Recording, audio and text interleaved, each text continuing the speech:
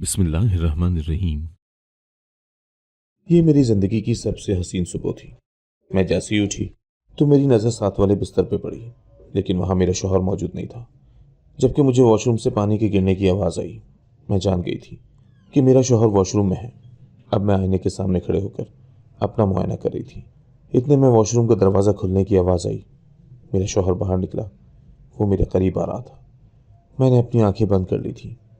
शायद मैं उसे महसूस करना चाहती थी। वो मेरे बहुत करीब आ गया था, लेकिन अचानक ही एक बुढ़ी आवाज़ मेरे कानों में पड़ी थी। वो आवाज़ सुनकर मैं करंट खाकर उससे अलग हुई थी। मेरे होश उड़ गए थे, क्योंकि मेरे सामने तो मेरी अम्मा बहुत तंग आ गई थी, क्योंकि मेरा रिश्ता ही नहीं हो रहा था। मेरी उम्र ऐसे ही निकलती जा रही थी। अब अम्मा ने फैसला कर लिया था कि ये जो भी रिश्ता होगा वो बस तय कर देंगी और अब कोई जांच पड़ताल नहीं करेंगी। मैंने भी अम्मा की इस बात पर रजामंदी जाहिर कर दी थी, क्योंकि मैं भी यही चाहती थी कि कैसे भी करके मेरी शादी हो जाए। उस रोज़ जैसे ही लड़के वाले आए तो अम्मा ने फ़ौरन ही मुझे बुला लिया था। मैंने जैसे ही लड़के को देखा तो पहली नज़र में ही मैंने उसे पसंद कर लिया था। वो काफ़ी पुरकशिश और अच्छे नए नक्श का मालिक था। इसी तरह हम दोनों का रिश्ता पक्का हो गया था। मैं बहुत खुश थी। लड़का बहुत बड़ी कंपनी चलाता था।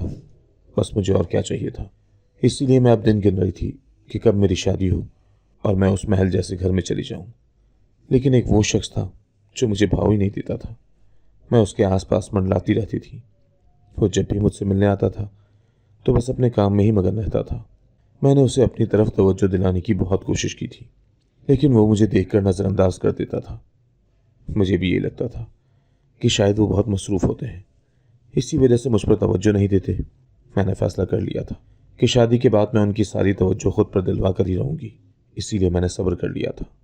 जैसे ही शादी हुई तो मेरी दोस्तें मुझसे कहने लगी, देखना, तुम्हारा ये शौहर तुम्हें लिफ्ट नहीं करवाएगा, क्योंकि जो शौहर खूबसूरत हों वो बीवियों को कुछ भी नहीं समझते हैं, उन्हें तो जूते की नोक पर रखते हैं। ये बातें सुनकर मैं बहुत ही डर गई थी, लेकिन मुझे यकीन था कि मेरी खूबसूरती के आगे मेरा शौहर हार मान लेगा। पर जैसे ही मेरी शादी हुई मेरे शौहर ने मुझे कह दिया कि 3-4 दिन के लिए मुझे बिजनेस के लिए बाहर जाना है, इसी वजह से तुम अपने मैके में ही रहो। मैं रुखसती के फौरन बाद ही अपने मैके आ गई थी। सभी मुझे देखकर मुझ पर तरस खाने लगे कि इसकी भी क्या किस्मत है, शादी के अगले दिन ही अपने मैके आ गई है। पर जैसे ही शौहर मुझे दौलत से माला माल कर देता और मेरे अकाउंट को पैसों से भर देता तो मैं ये सारे गम भुला देती थी, क्योंकि मैं जान गई थी कि जब मेरे पास इतनी दौलत आ रही है तो मुझे अपने शौहर की क्या ज़रूरत है। अम्मा मुझे समझाती थी कि ये ना हो कि तुम्हारा शौहर किसी और लड़की में दिलचस्पी लेता हो, इसीलिए उस पर नज़र रखना। अब मैं अपने शौहर को दिन में ज़रूर कॉल करती थी। रात को वो मसरूफ़ होता था और यही कहता था कि मेरा काम रात को होता है।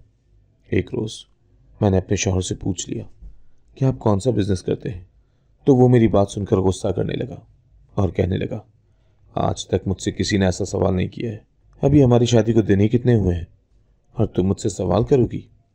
मैंने उनका सारा मूड ख़राब कर दिया था। मैंने अम्मा को जैसे ही बताया तो अम्मा मुझे समझाने लगी कि देखो, उसे अपनी बिज़नेस की 100 टेंशन होती होगी, तुम मुझसे ऐसे सवाल ना किया करो। मैं बहुत ही परेशान हो गई थी। मैं तो अब दिन गिन रही थी कि कब मेरे शौहर वापस आए और मैं उनके पास चली जाऊं। एक रोज़ अचानक ही किसी ने मुझे बताया कि तुम्हारे शौहर को तो मैंने एक मॉल में देखा है, वो शॉपिंग कर रहे थे। ये सुनकर मेरे पांव तले से ज़मीन निकल गई कि ऐसा कैसे हो सकता है। मैंने जल्दी से अपने शौहर को कॉल की और उनसे पूछा कि आप कहाँ हैं, तो वो कहने लगे कि मैं तो उसी मुल्क में हूँ और एक मीटिंग अटेंड कर रहा हूँ। मैंने अपने शौहर को कहा कि मुझे किसी ने कहा है कि आप तो इसी शहर में हैं। वो खामोश हो गया, फिर कहने लगा, मुझे माफ़ कर दो, मैं तुम्हें सरप्राइज़ देना चाहता था, लेकिन तुमने मेरा सारा सरप्राइज़ ख़राब कर दिया है। हाँ, मैं वापस आ गया हूँ और मैं तुम्हारे लिए शॉपिंग कर रहा था। मैंने तुम्हारे लिए बहुत अच्छे कपड़े ख़रीदे हैं। उनकी ये बात सुनकर मैं खुश हो गई थी और यही सोच रही थी कि मेरे शौहर को मेरा बहुत ही ख्याल है, तभी उन्होंने मेरे लिए इतनी अच्छी शॉपिंग की है। मैं जैसे ही उनके पास गई तो उन्होंने पूरा कमरा नए कपड़ों से भरा हुआ था। वो कपड़े बहुत ही मॉडर्न थे। मैं तो वो देख कर ही दंग रह गई थी। मेरे शौहर की चॉइस बहुत ही अच्छी थी। उसने मुझे सरप्राइज़ दिया, उसके बाद बाहर चले गए थे। अगले रोज़ तो वो ये सारी बातें भुला चुके थे। उनका मूड फिर से ख़राब हो गया था। वो इतने ही सीरियस थे जितने पहले होते थे, जैसे वो कल रात वाले मामले को तो भुला ही चुके थे। मैं हैरान हो गई थी कि कोई इंसान इतना सर्द मिजाज कैसे हो सकता है, लेकिन मेरे शौहर बिल्कुल ऐसे ही थे। पर अब मैंने फैसला कर लिया था कि मैं उन्हें अपने रंग में ढाल कर ही रहूंगी। अब मैं वही वाले कपड़े पहनती थी। एक रोज़ अचानक ही मैं अपने शौहर की शर्ट प्रेस कर रही थी जब उनकी शर्ट के अंदर मुझे एक चीज़ महसूस हुई थी। मैंने जैसे ही उनकी पॉकेट देखी तो वो एक ब्रेसलेट था। मुझे बहुत अजीब लगा था कि ये ब्रेसलेट किसका हो सकता है, लेकिन फ़ौरन ही मैंने वो अपने हाथ में पहन लिया था। वो मुझे बिल्कुल फिट था और मुझ पर सूट भी बहुत कर रहा था। मैंने यही सोचा कि शायद मेरा शौहर मुझे सरप्राइज़ देना चाहता हो, इसीलिए उन्होंने मुझे बताया नहीं होगा। पर इस बार मैंने फैसला कर लिया कि मैं अपने शौहर को सरप्राइज़ दूंगी। रात को जैसे ही शौहर आए तो मैंने अपना वो हाथ उनके आगे कर लिया। उसने वो ब्रेसलेट देखा तो उसके चेहरे की तो हवाइयाँ उड़ गई थी, लेकिन अगले ही पल उनके चेहरे पर गुस्से के तासुरात नुमायां हो गए थे। उन्होंने एक जोरदार थप्पड़ मेरे गाल पर मार दिया था। मैं ये देखकर हकला गई थी। मैं तो औंधे मुंह बेड पर जा गिरी थी। मैं अभी भी गैर यकीनी आलम से अपने शौहर को देख रही थी कि उन्होंने मुझे थप्पड़ क्यों मारा है। मेरे शौहर बाहर निकल गए थे। मैं ज़ारो कतार रो रही थी। अगर मैं अपनी अम्मा को ये सब बताती तो अम्मा ने तो मेरी बात पर यकीन ही नहीं करना था, क्योंकि मैंने तो अम्मा को ये कहकर यकीन दिलाया था कि मेरे शौहर मेरा बहुत ख्याल रखते हैं। मैं अब वहशत से अपने आसपास की दीवारों को देख रही थी। इतने में रात के आखिरी पहर मेरे शौहर मेरे पास आए और कहने लगे, मुझे माफ़ कर दो, मैं उस वक्त जज्बाती हो गया था। ये ब्रेसलेट मैं तुम्हारे लिए नहीं लाया था। अपने शौहर की बात सुनकर मेरे औसान खता हो गए थे। अगर ये ब्रेसलेट मेरे लिए नहीं था तो फिर ये किसके लिए था? अभी मैं यही सवाल करने लगी थी जब मेरा शौहर कहने लगा, ये मेरी माँ का था। मैं काफ़ी परेशान हो गई थी। मेरी सास मुझसे अलग रहती थी, वो दूसरे शहर में थी। शौहर कहने लगा, हाँ, यह मैं अपनी माँ के लिए लाया था, इसी वजह से मैं जज्बाती हो गया था। पर अभी तुमने पहन लिया है तो ये तुम अपने पास ही रखो। लेकिन मैंने वो उतार कर उन्हें वापस दे दिया था। अब मैं उनसे नाराज़ रहने लगी थी।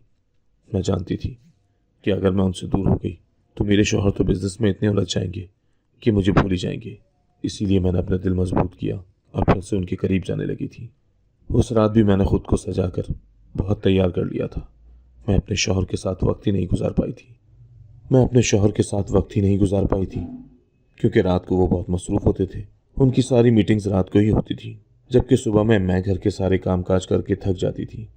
इसीलिए मैं अपने शौहर के साथ वक्त नहीं गुजार पाती थी। अब मैं रात को दुल्हन की तरह तैयार हो गई थी। मैंने दूध का गिलास भी लिया था। मेरे शौहर जैसे ही घर आए तो मुझे देखकर उनके चेहरे का रंग उड़ गया था। न जाने क्यों मुझे तैयार देखते तो ऐसे ही परेशान हो जाते थे। पर मैंने अपने शौहर का बाजू थामा और उन्हें लेकर बेड पर आ गई थी। मेरे शौहर हिचकिचाहट का शिकार थे। उनके चेहरे पर पसीना छाने लगा था। मैंने उनसे कहा, देखें, हमने एक दूसरे के साथ कभी वक्त नहीं गुजारा। अब आज रात मौका है। आज हम एक दूसरे को जानेंगे। मेरी बातें सुनकर मेरे शौहर घबरा कर मुझे देख रहे थे, फिर कहने लगे, ठीक है, लेकिन मेरी एक शर्त है, तुम अपनी आंखें बंद करो। उनकी बात सुनकर मैंने आंखें बंद कर ली थी, लेकिन मैंने जैसे ही अपनी आंखें खोली तो मेरे शौहर दूध का गिलास मुझे देने लगे और कहने लगे, अब शाबाश, अच्छी बीवी की तरह ये दूध पी लो। मैंने उनसे कहा, आपने मेरी आंखें क्यों बंद करवाई हैं? तो वो कहने लगे, मैं तुम्हारे लिए कुछ लाया हूँ, लेकिन पहले तुम ये दूध पी लो, मैं तुम्हें फिर दूंगा। मैंने उनके कहने पर वो सारा दूध एक ही सांस में पी लिया था। उसके बाद मुझ पर एक अजीब सा सुकून तारी हो गया था। मुझे बहुत ज़्यादा नींद आ रही थी, पर मैंने अपनी आंखें ज़बरदस्ती खोली हुई थी। जब मेरे शौहर मुझे वो खूबसूरत सा हार पहना रहे थे, अभी मैं उन्हें शुक्रिया कहना ही चाहती थी जब मुझे बहुत ज़्यादा नींद आने लगी और मैं सो गई थी। नींद में मुझे महसूस हो रहा था जैसे मेरे शौहर मेरे साथ ही मौजूद हों। वो मेरे साथ मेरे बिस्तर पर मौजूद थे। यह एहसास पाते ही मैं बहुत पुरसुकून हो गई थी, क्योंकि मैं जान गई थी कि आज की रात मैंने उनको पा लिया है। उस सुकून की वजह से मेरी आंख सुबह सवेरे खुली थी। मैंने जैसे ही अपने साथ देखा तो मेरे शौहर वहाँ पर मौजूद नहीं थे। इतने में मुझे वॉशरूम से पानी गिरने की आवाज़ आई। मैं जान गई थी कि मेरे शौहर वॉशरूम में हैं। मैं बहुत पुरसुकून होकर अपने बिस्तर से उठकर शीशे के सामने खड़ी अपना मुआयना कर रही थी। मेरे वजूद पर अजीब से निशानात थे। मैं जानती थी कि ये निशानात क्यों हैं, और यही सोचकर मैं मुस्कुरा दी थी। इतने में वॉशरूम से मेरे शौहर बाहर निकल आए। मैंने अपनी आंखें बंद कर ली थी। मेरे शौहर मेरे करीब आ रहे थे। जैसे ही करीब आए तो आकर कहने लगे, बेगम, तुम्हारा बहुत बहुत शुक्रिया, पर मुझे माफ़ कर देना, मैं इतने दिनों से तुम्हें टाइम नहीं दे सका। ये आवाज़ तो बहुत ही अजीब सी लगी थी। मेरे शौहर की आवाज़ तो बहुत ही बारीक थी। मैंने झट से अपनी आंखें खोली। लेकिन अपने सामने एक बूढ़े से इंसान को देखकर मेरा वजूद कांप गया था। मैं करंट की तरह से पीछे हो गई थी। मैं उसे अजीब नज़रों से देख रही थी। फिर गुस्से से कहने लगी, कौन हो तुम और मेरे कमरे में क्या कर रहे हो? मेरी बात का जवाब दो। वो इंसान कहने लगा, ये क्या कह रही हो? तुम होश में तो हो? मैं ही तो तुम्हारा शौहर हूं। और तुम किसकी बात कर रही हो? तुम्हारे साथ कौन था? मैं तो 3 दिन बाद आया हूं और उससे पहले मैंने तुम्हें तुम्हारे मैके भेज दिया था। फिर तुम किसकी बात कर रही हो?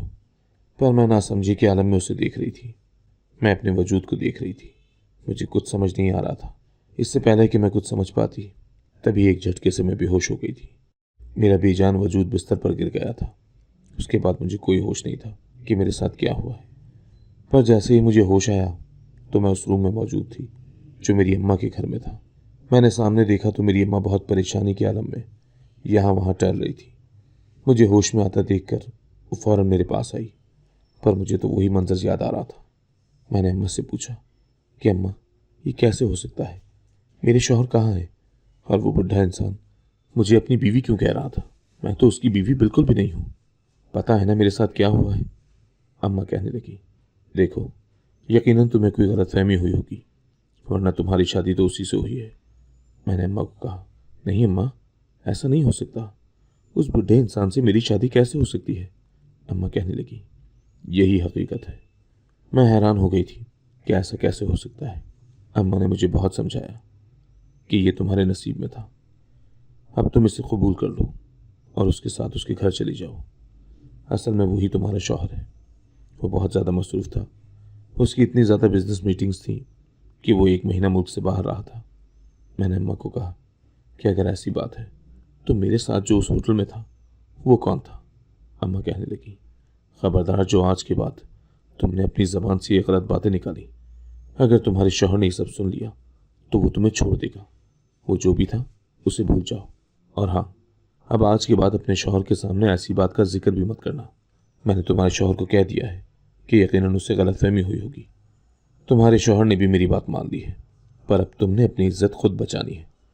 तुम्हारे साथ जो भी हुआ है उसे भूल जाओ और आगे बढ़ जाओ। अम्मा की बातें सुनकर मेरे होश उड़ गए थे।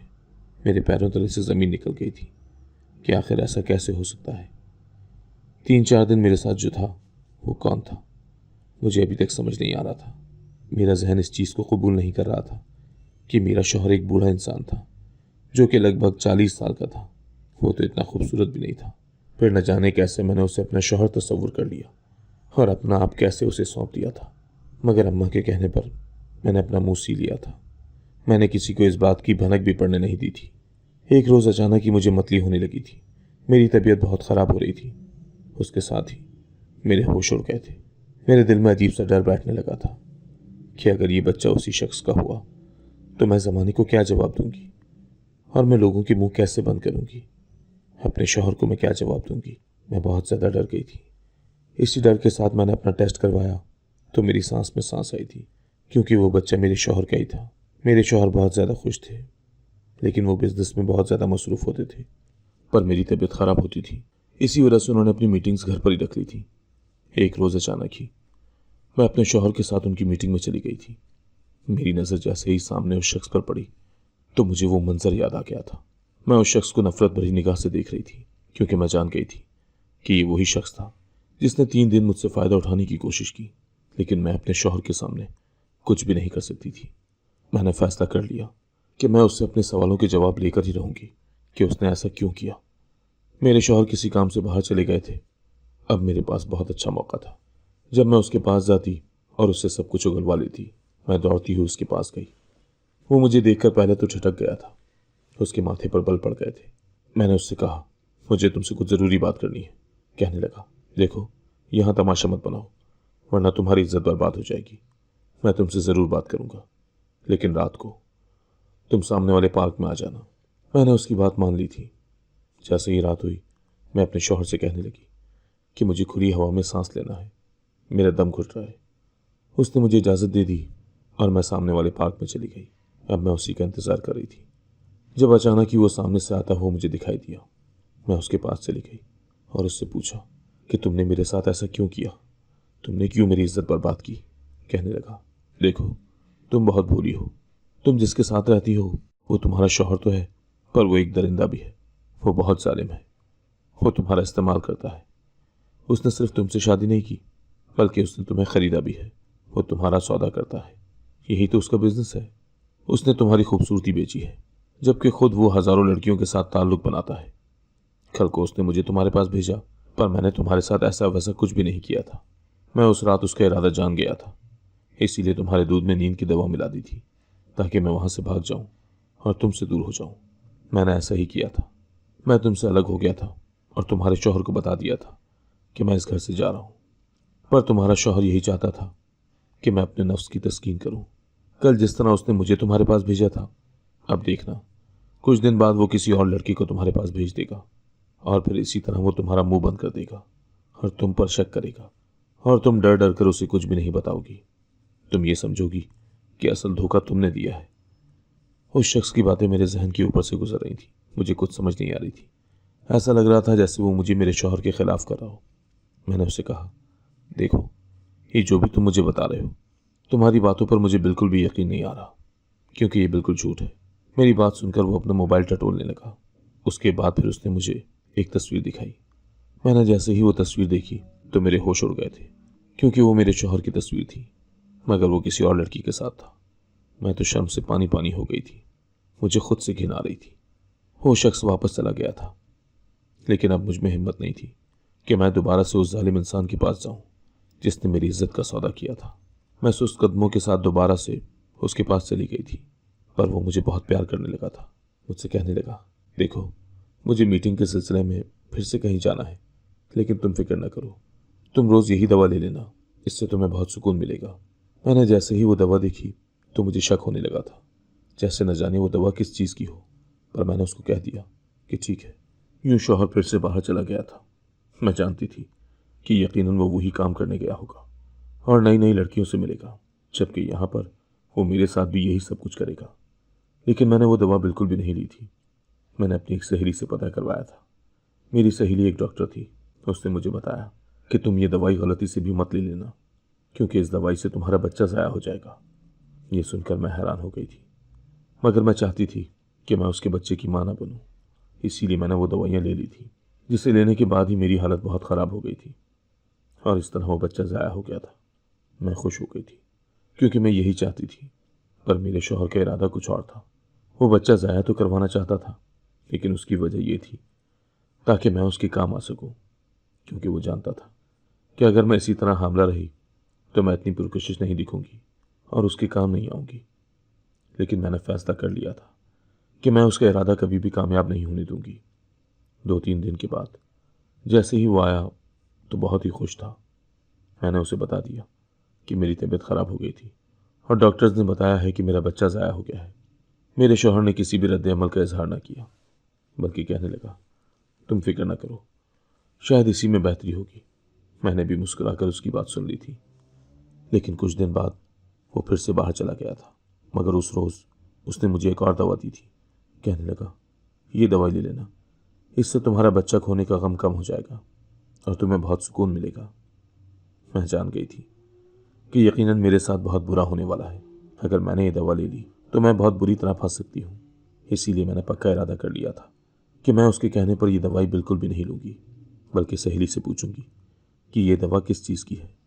उसके जाने के बाद मैंने फ़ौरन ही अपनी सहेली को दोबारा से फ़ोन किया और उससे पूछा, तो वो मुझे बताने लगी कि ये नशा आवर दवा है, इससे तुम अपने होश खो बैठोगी। ये सुनकर तो मेरा पूरा वजूद साकत हो गया था। मैंने वो दवा दूर फेंक दी थी, पर अचानक ही रात के वक्त मेरे घर का दरवाज़ा बजने लगा था। मैंने कैमरे से देखा तो वो एक मर्द था।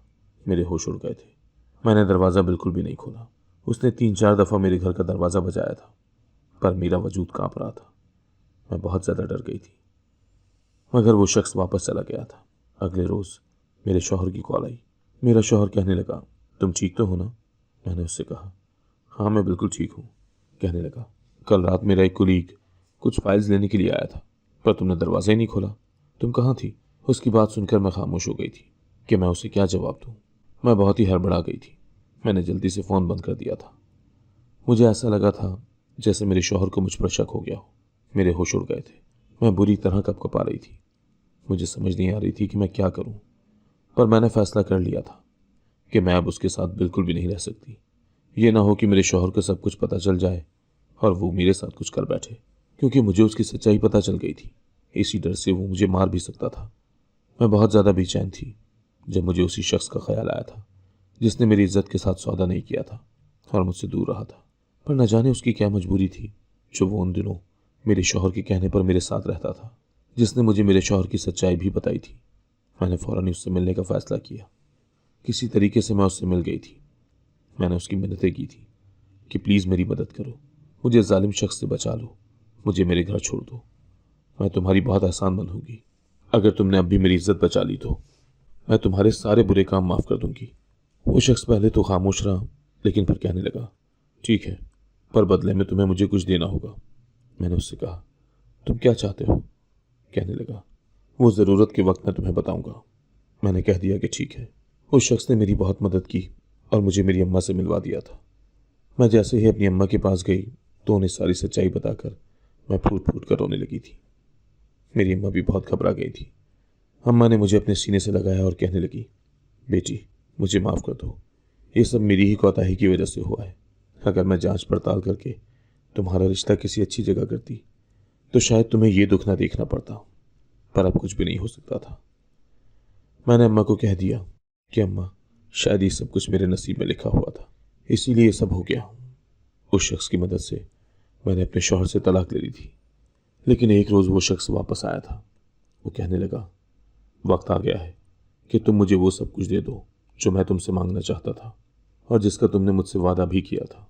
मुझे वो वक्त याद आया था कि हाँ, मैंने उससे वादा किया था कि अगर वो मुझे बचाएगा तो मैं उसकी ख्वाहिश पूरी करूंगी। मैंने उस शख्स से कहा कि तुम क्या चाहते हो? तो वो शख्स खामोश हो गया। फिर कहने लगा, देखो, मैंने तुम्हारी इज्जत बचाई थी, अगर चाहता तो तुम्हारा फ़ायदा उठा सकता था, पर मैं अब चाहता हूँ कि मैं फिर से तुम्हारी इज्जत बचाऊँ। मैं उसकी बात नहीं समझी थी, इसीलिए कहने लगी, तुम क्या चाहते हो, खुलकर बताओ। वो कहने लगा, मैं चाहता हूँ कि मैं तुम्हें अपनी इज्जत बना लूँ, मैं तुमसे निकाह करना चाहता हूँ। यह सुनकर तो मेरी रूह फना हो गई थी।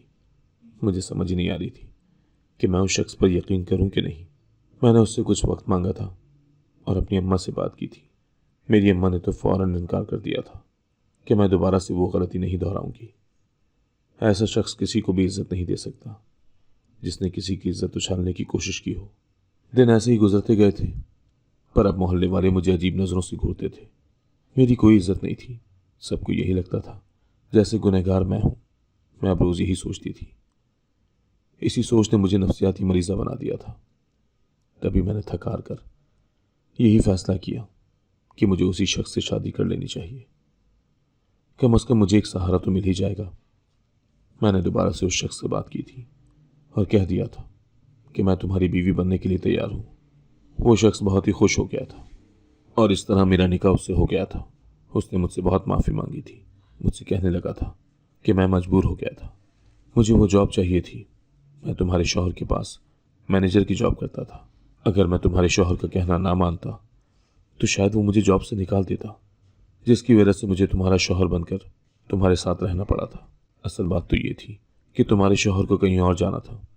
वो किसी लड़की के साथ ताल्लुकात में था।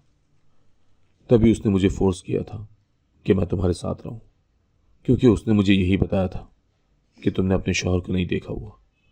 मैं हैरान हो गई थी, क्योंकि उसने मुझे बहुत बड़ी सच्चाई बताई थी और मैं जान गई थी कि इसका भी कोई कसूर नहीं था। पर अब मैं बहुत ज़्यादा मुतमईन थी कि मेरी जान उस जालिम शख्स से छूट गई है। मैं अपनी ज़िंदगी में आगे बढ़ गई थी।